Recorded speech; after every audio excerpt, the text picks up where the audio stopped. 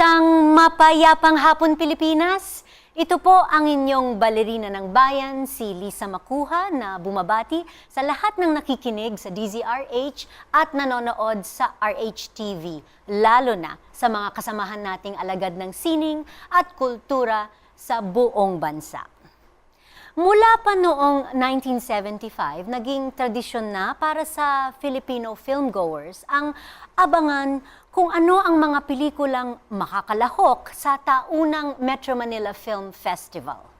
Makulay at minsan ay maintriga ang sikat na festival na ito na nagsisimula sa araw ng Pasko hanggang sa unang linggo ng Enero, kung saan puro pelikulang Pilipino lamang ang maitatanghal sa mga regular na sinehan. Nitong nakaraang taon, isa sa mga big winners ng festival ay ang pagsasapelikula ng isang theatrical masterpiece. Let's do that again. Nitong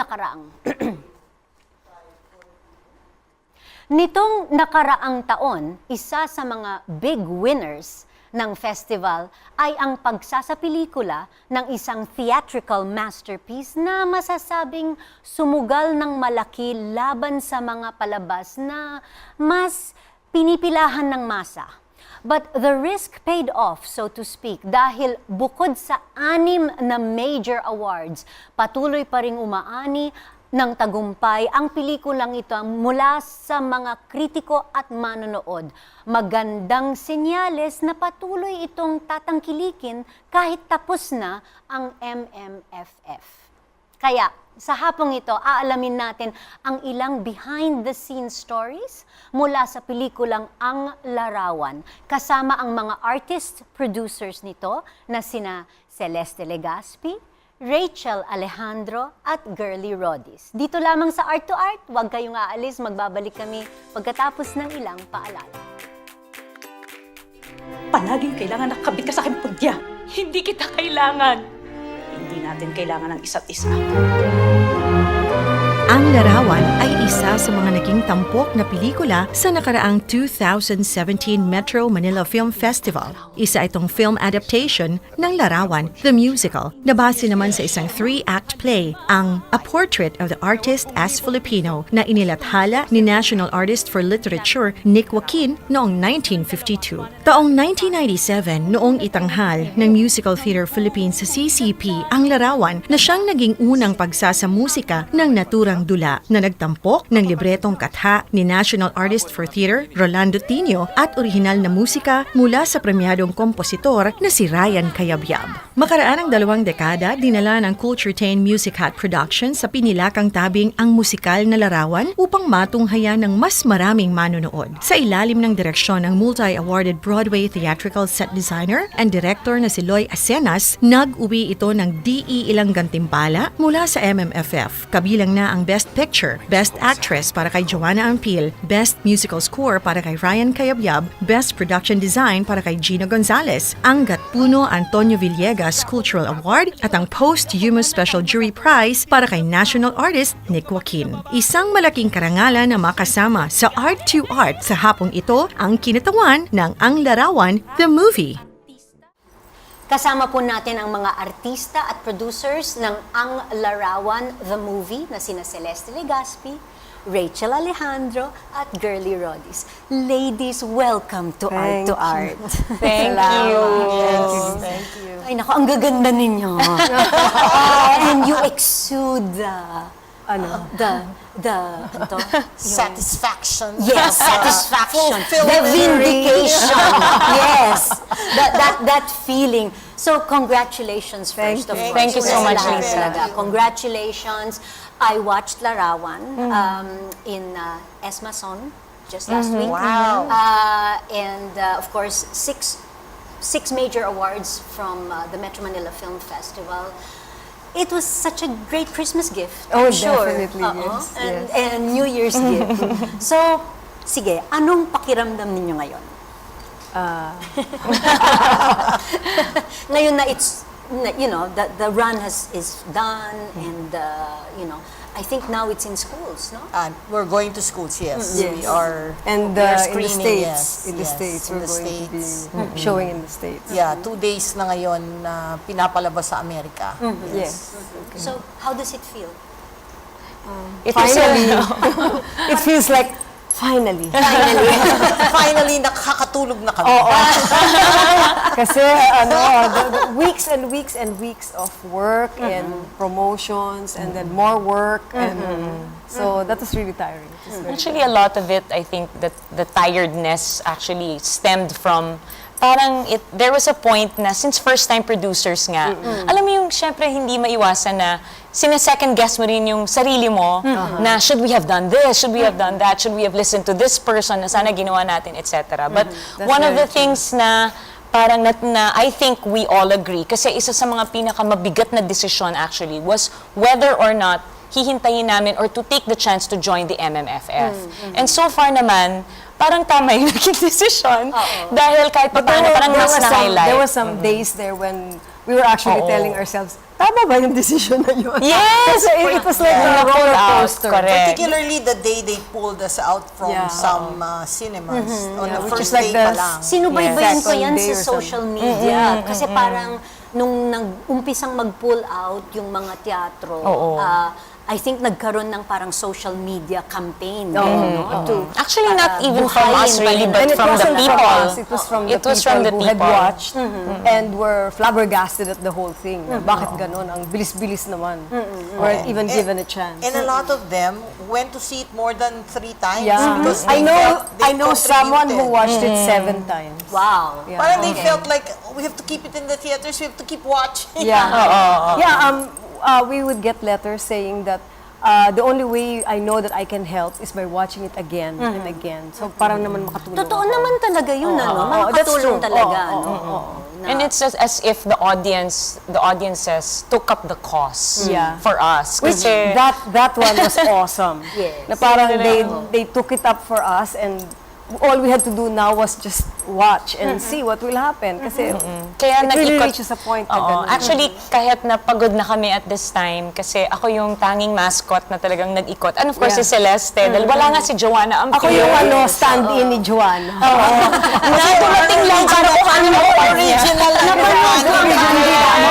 Diba? I was Original candida, candida. yes. So I'm the one who knows the music and what it's all about. So, ganon. So kami yung dahil nga sa sobrang talagang natuwa kami sa mga naging reaction, talagang ginusto namin talaga na mag-ikot sa mga sinehan. Yeah, And we yeah. sang on some occasions, Yes, whenever yes. there was a microphone available, a sound system was Yeah. available, we sang for the audience. And that was quite an experience. Masaya, Nakapapanood pa lang nakakatuwa. nila. Nakakatuwa. And then we will sing for them. Talagang, wow, their faces. Yes. Talagang something to remember. Oh, Rachel, nabanggit mo na it's the first-time producers of the movie. Of a film. Of the film, yes. But, so we're going back. Magbalik tanaw muna tayo. Sa simula, so you first produced the musical? Yes. From the Nick Joaquin play in 1997. Yes. Okay. But by that time, that was our, how many of Girly? Fourth original musical that Yes. we had produced. Yeah, so the first very was, first was Katie. I don't even know who thought of, I think you did, right? Thought of Can't remember making now. Portrait. into a musical. Yeah, yeah. Because it's a well-known play. It's been done in English and in Tagalog. And then there was a movie done of it. I don't know why Celeste or I don't even know who thought of it first. But we went to see Nick Joaquin to ask him. And at first he was quite amused by the idea that his classic play was going to be made into a musical. But he had one request, is that we get Rolando Tino. To translate. He just wouldn't take anybody else. And apparently, according to Rolando, he's been trying to get Rolando To translate translate his works. Ah. But Rolando's been busy with so many other projects. He never got around to it. So when we finally approached him to do The translation. translation, gustong-gusto niya. In fact, natapos niya in 3 weeks, Yeah. di ba? Ang bilis. Mga Ang bilis. genius talaga, ganun lang. Tinatapon lang, eh, di ba? Si Ryan din naman eh. Then of mabilis course, lang, Ryan diba? Grace Lab with the music. And then, so it was first performed in 1997. 1997. With Jaja Padilla. That was the version that you Yes, saw. yun yung Yes, napanood oo. ko. Yes, no? and then So how long did that take? Yeah, we had 10 shows in the main No, theater. from the Ah. first, because ang alam ko is ang Larawan, the movie, took 2.5 years. No, more. Oh, more? Five. From the time we started, yeah. Okay. Maybe, because I spoke to Joanna about doing Candida in 2008. Aha. But I only really gave her the libretto in 2012. Oh, wow. So that's like 5 years 5 already, years diba? talaga in And the then making. we approached several directors. No, kasi you see, in the beginning, Celeste was retired. So every time I would say, Celeste, I really want to make Larawan to a movie, she would say, ay, nako, pagod na ako, maghahanap na naman tayo ng pera, nako. because that's the life of a producer of Yes. original Filipino musicals. Yeah. It's always a risk Yes. pag original And you have to Filipino. raise the money, di ba? Always have to raise the money. So, pagod na siya. At saka wala pa siyang apo at that time nung when I first talked to her. Pero eventually, 6 Wala years pang ago, pag-iwanan, no? 6 years The ago, legacy. nagkaapo siya. So, Okay. sabi niya, after nagkaapo siya, sabi niya, pwede na ako. Okay na No, siya. I told Girlie exact words ko. O sige, I'll join kasi baka kung anong gawin mo. No, we went through several. Nainggit na siya kasi Actually, masaya na kami. ayaw umusad talaga nung project. Until someone introduced us to Loy Arsenas. I see. And that's when it all clicked. Kasi finally, there was someone that really understood and kahit paano reflected in our values. We heard his take on it, Yeah. and we liked it. And finally, we felt that there's someone that we can trust. He was the perfect choice actually kasi production designer siya in Broadway, di ba? And he did 2 movies prior to ours for Cinemalaya. And they were of that nature, you know, yung of the past. The heritage. Well, the first one anyway. The second one was more contemporary. But alam mo yon na he has the taste talaga. of that. May taste siya and we knew na hindi di ba? At saka he highly respected the work of Rolando Okay. and Nick Joaquin. So, Pero I'm sure was the maraming perfect pagbabago yung mula sa play at musical at naging pelikula. Yes. Number Marami, one no? is Oo. from the 6-piece band, it became the ABS-CBN Philharmonic That's a Orchestra. huge jump. Gusto ko yung A huge yung jump. expression mo, Celeste, is from the 6-piece band. At saka hindi, and worst of all, that every time naiiyak kami ni Rachel is nagtanggal ng mga kanta, nagtanggal ng ano. Kasi because- naging spoken yung iba. Yung iba, Yeah. yes. At saka kasi Na-notice ko yung kaagad ibang yun. Because no? ayaw ni Loy Loy. na sang through. At saka It's very 3 oras kasi uncomfortable. yung Why? original. Hindi, why? Because why? he listened to the recording of the soundtrack of the musical, and that was his number one reaction. It won't do well in the film if it's sung through. And we believed our director. At saka 3 oras kasi At yung saka original music. We had to edit it to 2 hours. So How painful was definitely, that? Painful! Painful. Oh my God! very Naiiyak Because we had to kami, remove naiiyak an kami. hour. Yes. It was painful. We had to say goodbye And to we so loved much every single word beautiful that Rolando melodies put and there. Rolando, the words of Rolando. Larawan is my favorite musical of all our works. I know most people gusto nila yung Katie, gusto nila yung ano, may sarili-sarili silang favorite. Pero ako talaga, personally, Larawan was always my favorite. And even if the criticism of the work is there's no memorable song. But for me, the entire musical was a memorable experience. I guess it talagang sobrang nag-resonate sa akin yung art versus commerce. Yung, you know, the entire subject matter of this masterpiece of Nick Joaquin.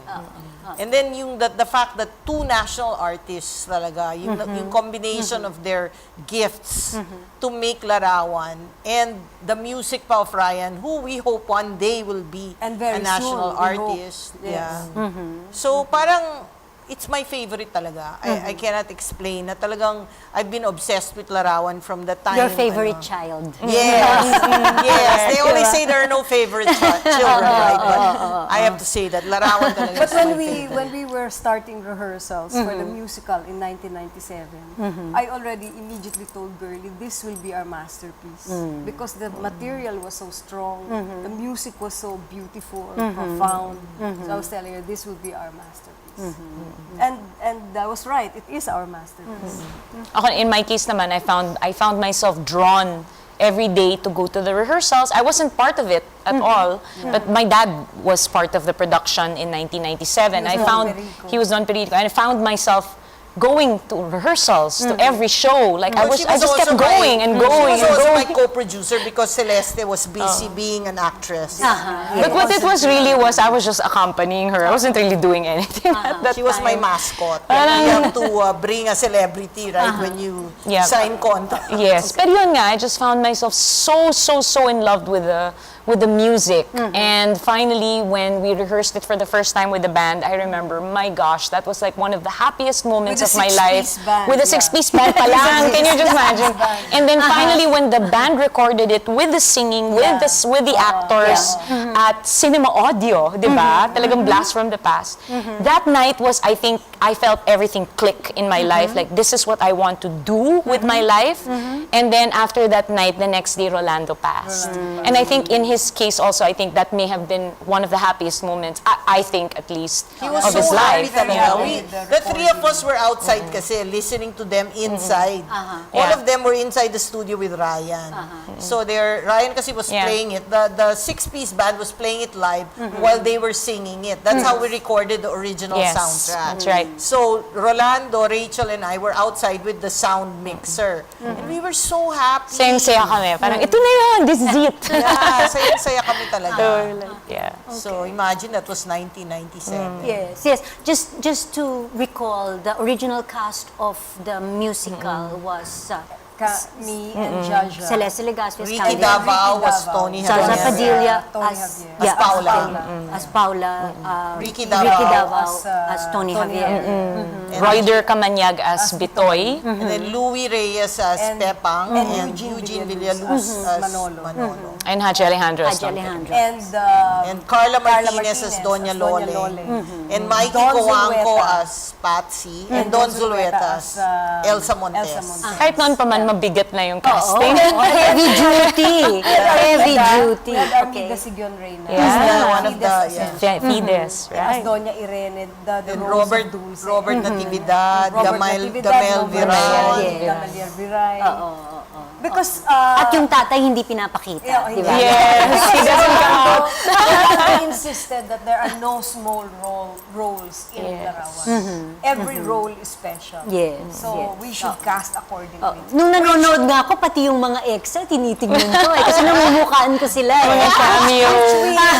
Which we still adhered to when we were casting for the film. For the film. That's the same. Okay. that's the Yeah, same. like for example, Rolando said the character of Tony Javier, because he was interviewed.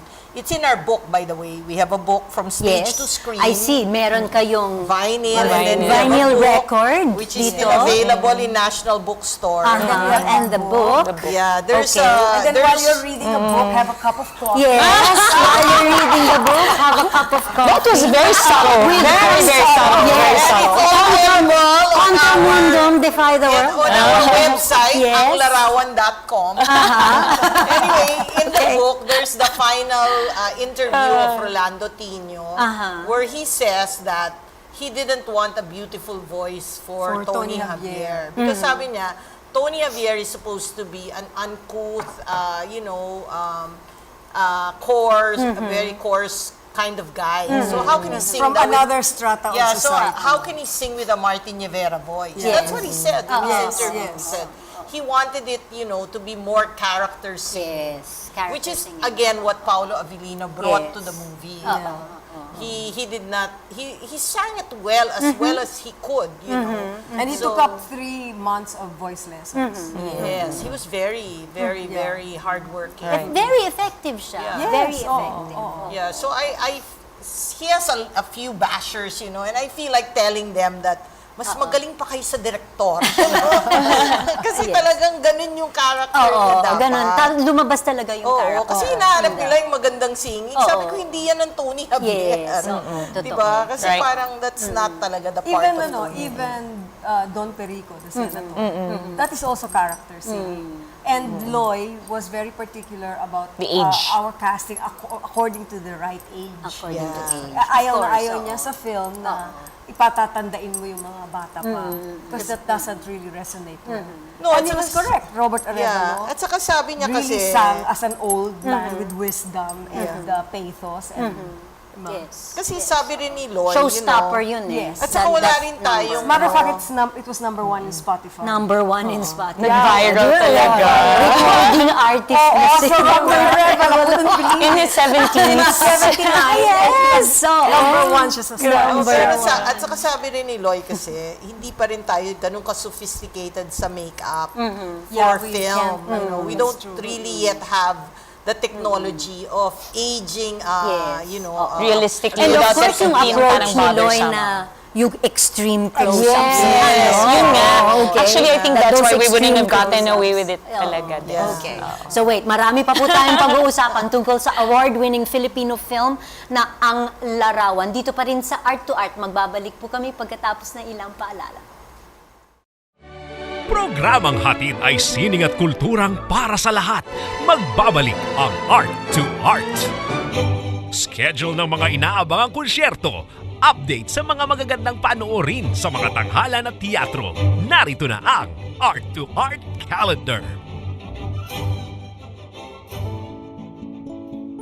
Narito ang ating arts calendar. Sa musika, inihahandog ng Philippine Philharmonic Orchestra ang ikalimang concert ng kanilang 35th season. Binansagang Romancing the Classics, itatanghal ito sa January 19 alas 8 ng gabi sa tanghalang ni Canor Abelardo ng Cultural Center of the Philippines. Sa ilalim ng bato ni Maestro Hermenegildo Ranera, tutugtugin ng PPO ang Symphony Ode La Naval ni Manuel P. Maramba, OSP, Trombone Concertino in E-flat ni Fernando David at Symphony No. 6 in B minor, Pathetic ni Peter Tchaikovsky. Para sa ticket, subscription at iba pang katanungan, tumawag sa CCP Marketing Department 832-1125, Local 1806, CCP Box Office 832-3704 o sa Ticket World 891-9999. Sa sining biswal, inihahandog ni Jay Consunji ang kanyang ikalawang solo exhibition na pinamagatang Paths of Light kung saan tampok ang 11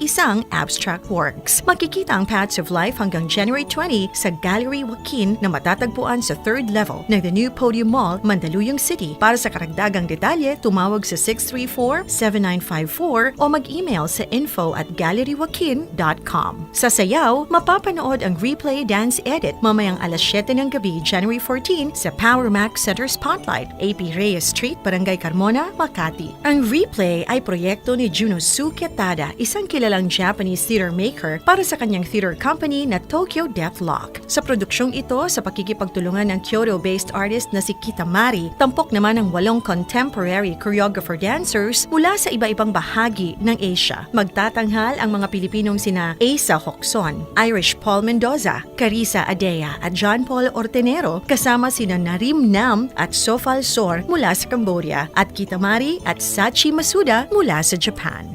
Usapang sining at kultura para sa lahat. Kasama ang balerina ng bayan, si Lisa Macuja. Art2art.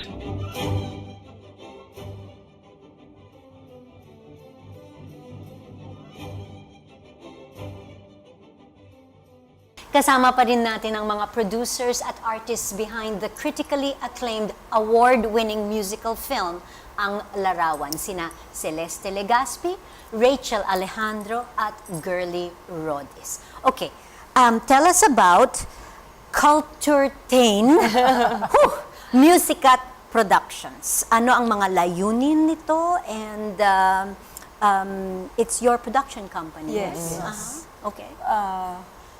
It started it's- off as musicat. Musicat. It It started started off as as Musical Theater Philippines. Yes, Musical And Theater then Philippines. we were giving it, the people who were working with us, our cast would call it MTP. And then my husband said, MTP, masamang pakinggan, MT. You know? So he said, so I said, we'll change it to Musikat. Musikat. It became Musikat. Okay, so Musikat na siya. And then afterwards, tinamad na ako. Yeah, so we let it rest We for let a it while. rest muna. And then, when we were going to do the film, we asked again the husband, what do you Okay. think? What should be the name? Uh-huh. And he said, he slept on it, and then the next morning said, Culturtain, where culture and entertainment meet. Ay, nice. But then we added Musikat. Okay. So that is our work culture and Yes. entertainment. So it's now Culturtain Musikat Musikat Productions. Kasi we don't like Yeah. doing things that are just heavy and Or just for entertainment. or just for entertainment. We want a combination of the two because we come from entertainment, but we also appreciate theater and we want to share these things with the public. So that is really where we are. That's Yeah, why it's that's like- why Larawan is like Oo. that. That's why Katie is like that. Yeah. 'Cause It's like Parang ganon, entertain and educate. Enter, Yeah. But educate. in the medium of Right. musical. Of a Yeah, musical. kasi I was saying, parang there's so many people already worrying about where people will live. You know, there's Gawad Kalinga, then there's people who are concerned about education. You know, they trying to improve the schools and all that. But I said, there's no one really giving food for the brain, you know, food for the soul. And that's where we are. You know, we want to do projects that is food for a growing person's soul and brain, you know, because in fact when we were going around selling this project, there was a high school teacher in one of the foundations Yeah. that gave us money. Because first we were thinking college, and then he said, no, you have to go for the high school students. Yeah, we should You have to inspire them we at should high touch school. them at that Yeah. age. That is the best. And time. sabi niya, yes, film is the best way because, you know, that's the easiest way to get to them. You know, Right. that's instead of having to, because he said theater is a little bit expensive, you know, you have to, and it's not available everywhere. He said if you bring a film to them, it's more likely to, so that's where we are. We're Culturtain because we want to make an impact in their, you know, because that's what eventually leads them to make good decisions, Yes. you know, when their brains are activated, you know. In fact, di ba, what the movie is about, right? Most kids will disagree with what Paula did. But we want them to have that discussion, you know, why did she do that, you know? And it's happening. We get a lot of emails saying that, parang we don't agree. Why did she do that? She would have improved their lives if they had sold it. But we also get a lot of feedback that they so love the idea of contramundum, of defying the world, standing up for your ideals. And, they love that. And they felt it so opportune, you know, that it's the right time for it. You know, that now is the time that people have to stand up for what they... Eh, hindi lang dito sa Pilipinas. I Yes. think in the whole world, di ba? correct. Okay. So, in fact, bago pa nagbukas ang MMFF, dinala ninyo ang Larawan to the 30th Tokyo International Yes, Film yes, Festival. And I'm sure meron pang plano to bring it to other Yes, international festivals in the future. So, tell us about that experience. Oh, that was- How was it? Again, it was our first time to attend an international film festival. So, We It's- enjoyed it so yeah, much. nakaganyan kami. Nakanganga. Kasi I mean, they're Japanese. They're And they- listening. yeah, they run They're everything. listening to the songs in Tagalog. Sure, there are Japanese Subtitles. but still the music is in Tagalog. And my God, they so loved it. Yeah, Oh my God, the Remember, ang history naman ng Japan, yung kabuki and the no Yes. play. That's right, that's right. And they're a wonderful audience. They stay until the very end, until the last They're very credit polite. is Yes. played. Yes. And then they applaud. Yes. So, whoa, fabulous. And our credits are long. Kasi dami namin kailangan pagsalamatan. Lahat na ata ng ano sa and they really Manila waited until the pinagsalamatan. very end talaga. And then after the Tokyo International Film Festival, we took it to San Francisco with the cinematographer. And this time around naman, we had a Phil-Am audience. So it was a mix of Phil-Ams and also American audience. No? And I was curious to know what the Americans, the people that didn't have any historical background, and there was such a guy who was a filmmaker, and he approached me and he said that, yeah, a friend of mine invited me tonight to watch the film. I had no background. I didn't know what it was going to be about. And he said he was just gripped by it from beginning to end. He did not expect it to be so powerful, he said. So I guess it transcends cultures and ages, because one of the things that we're very surprised at now is that we're getting so many comments on our Facebook page that kids are going out to watch the film, you know, of all ages. We're not just talking high school, as Tita Girlie said, but like even younger kids of like 8 years old. And I said, what is it kaya? And I think because, I don't know, I think there's something very universal about it. I think people know when it's something that's good, and it speaks to, you know, the music speaks to the heart. Yes. And of course, you know, we got a really great review in Variety. Yes, in Variety, Which we did shocked not us expect. all. Yeah, We it did was not like Christmas expect- Day for us. Yeah, you we know, I didn't. mean, We never met the critic, guy, yeah. Richard Kuiper. We never met him, and I thought at first he was, oh, maybe he's Asian. At least he's Asian.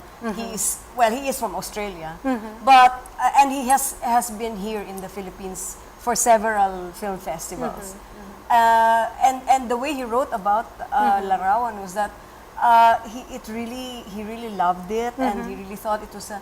And then when I sent him an email to thank him, and he said that aside from enjoying it, viewing it as a critic, he really liked it as a human being because of how it explains art and its position in life. Yes. So wow, a real Christmas gift. I think lahat ng taong nanonood ng Larawan nakaka-relate talaga. Yeah, Dun they sa find something characters, resonates. nakakahanap sila ng And a lot of them exit the movie house singing. Yes, All we're of a standing sudden. out there kasi outside the theater when they Always. come out. So they're always singing. I mean, we're getting criticized that there's no memorable song, but they're singing. It makes them sing. Yeah, it And makes them that's- sing, and that has to mean something. Tsaka number 1 na nga sa Spotify. Okay, so may screenings pa ba locally na maaaring abangan ng mga tao? Well, we're still showing in the micro cinemas, you know, Cinema Centenario, Yeah, and I think we're still in Black Maria and Cinema 76. And then we are in a lot of SM and Robinsons and Ayala malls for schools. Okay. Yes. They can make reservations through our website, anglarawan.com. Which There's is a how block the- screening, Yes, there are and block they're in screenings contact for us. schools. We have special rates for schools. So we You have a know, lot of because those. really, yeah. when we planned to do Larawan, that was really our goal. Yeah. The students. To be able to bring this to the young people of the Philippines, the works of Nick Joaquin and Rolando, that they will listen to the words of Rolando. And that is giving me personally such joy that young people are quoting Rolando. You know, the words that he used, they just love it. Like even Sinong Namatay of Doña Loleng, or sumisinghot ng kultura. or sumisinghat ng kultura. Or I just got a Facebook message saying the young person who saw the film wrote something about integrity, etc., etc. And then he said, nakakahawa talaga itong poesiya. And he's really such a funny guy lang talaga. But suddenly he was serious. Yes. And they're posting like people playing the piano, Yes, that they're, yes. you know, Playing the they're songs.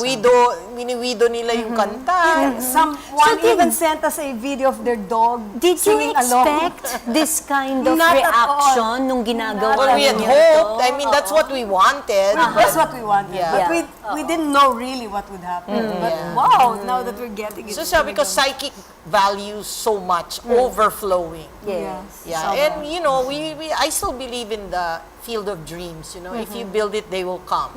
If you make it, maybe they too will slow, watch. maybe too slow, maybe slowly, but eventually they will come. And you know, naman we open doors, right? Yes. So, you know, Na ang maganda naman kasi dito, especially, you know, from live theater productions and a movie, syempre mas natatransport mo, mas economical.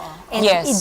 the reach of a movie talagang mas Yes, malawak. wider. Oo, mas Right. malawak. So, Yeah, actually, that's how it Faster and started. The wider. truth is, we wanted to bring Larawan to the States. That's how Yeah, it really yeah, started. yes. Mga 10 years ago, I was talking to my sister-in-law and my brother More in San pa ata, Francisco. More than More ba than yata? 10. And we were trying to fix the logistics, we're trying to explain to my sister-in-law, who's an accountant in San Francisco, how to put it together, But it was just too overwhelming. So eventually, we ended up that it's better to make it into a movie na lang. And I don't think it could have been made at a better time because even Philippine cinema is experiencing a golden age Yes, now it's true. because we're really winning so many awards and getting the attention all over the world.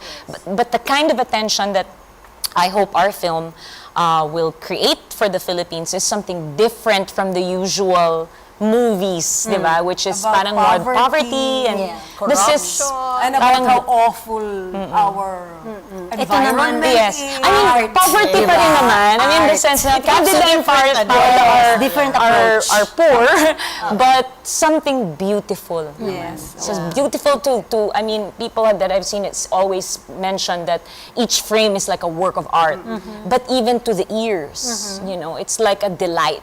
So, hindi yung, oh no, parang, di ba, so many other movies, although I can't naman say na I'm not gonna put any of those films down because some of them are very powerful and of course, some of them are very, very, very good. But at the same And time, it is just about as- truth. Yes, We are also. a poor country. Yes, so it reveals certain truths about us, but that's not all we are. We are also a musical people.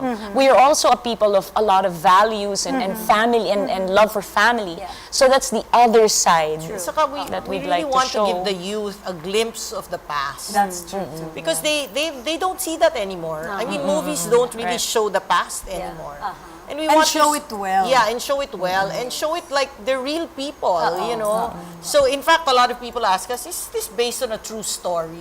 Because it rings true to them, I said, I'm sure it's a true story in a way that there were probably those kinds of people who lived during that time, And that's why their story had to be brought to life by Nick Joaquin, But it's probably already yung marami ng mga iba-ibang kwentong pinagsama, di ba? Kasi sabi ni Nick, di ba, yung dalawang tita niya, di ba? Are the Inspirations for Candidate Paula. Right. Right. And a lot of people say And, that and they we remember. know of old women who were like become that. spinsters who are left to take care of the their parents. parents. Okay, before we go into the song, what's next for Culturtain Musicat Productions? Can we expect, say, Katie the movie next? Or maybe a restaging of Ang Larawan the musical? That was the That idea, might be really. very Yeah. possible, That was yes. the idea, really, was to do the Larawan, the musical, on Yes. stage. In fact, we've already spoken to the Cultural Center Yes. because they were our original partners in the original staging, and they've already reserved dates for us, but we might have to postpone. I mean, because we're have to still push rolling this film out. more. Yeah, we're still rolling out the May film. Oscars pa, di ba? Yes. Okay. Sige. Madaling managi. I mean, libre ang panaginip. Diba? Oh, libre ang panaginip. Okay, yes. Bago tayo magtapos, iiwanan tayo ng isang awitin ng dalawa sa ating espesyal na panauhin sa hapong ito. First, para sa mga hindi pa nakakapanood ng Ang Larawan, pero panoorin ninyo, ha? Okay, can you tell us a little about the context of the song that you will sing? It's Kay Sarap ng Buhay nung araw.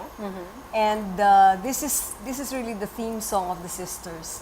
They're talking about their past, how life was, and they're also pining for it. Why is it gone now? And in the process, they also talk about what happened to the father. So that's basically the lyrics are just so beautiful. Like poesiya ang aming agahan. You know, we had poetry for breakfast, things like that. So it's an example of how beautiful the work of Rolando is. This is, of course, the film version. What we're singing today Yes. for everyone is the film version, but there is a pop version as well with Joanna Ampil singing, the two of us singing as a duet. And there is also another pop version by Yang Constantino in our original soundtrack. Which can all be found in the vinyl. Yes. And All in also the in vinyl. by Star Yes. Music and on Yes. And also on Spotify. Spotify. 500 lang po ito. So, Yeah, 500 pieces. Yes, 500 pieces. Not 500 Kaya pesos. collector's Yeah, no, no, no, 500 yeah, no, not pieces. 500 pieces, 3,000 pesos. Yes, okay. And of course, music of Ryan Cayo. Yes, of course. Okay. Mga kaibigan mula sa MMFF Best Picture ang Larawan, please welcome Miss Celeste Legazpi and Miss Rachel Alejandro. Kay sarap ng buhay nung araw, maayos ang bihis ng lahat. Parang haplos ang ihip ng hangin pag may mga ideal. Poesiya ang ating agahan, may awit na kalkong gabi. Sining ang lagi ng kapitbahay pag may mga riyan. Kagandahan, katotohanan ang panlaban ko sa mundo. Wala akong takot, walang paglulumo, bumaman ang bagyo.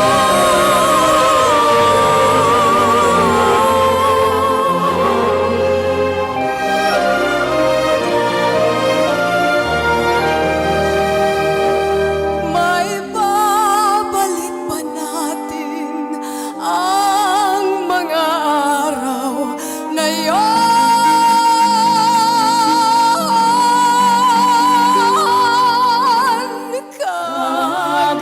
Kagandahan, katotohanan ang panlaban ko sa mundo. Wala akong takot, walang panlulumo, bumaman na bumagyo.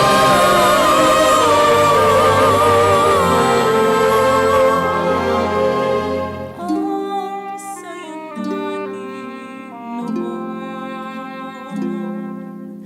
bakit natin sinira ang ating kaligayahan? Bakit na aksidente ang papa? Bakit niya pininda ang larawang yon?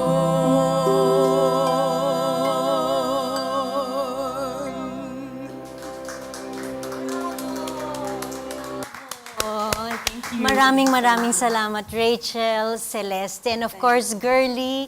Maraming salamat. And of course, more power to ang Larawan. And sana marami pang makapanood.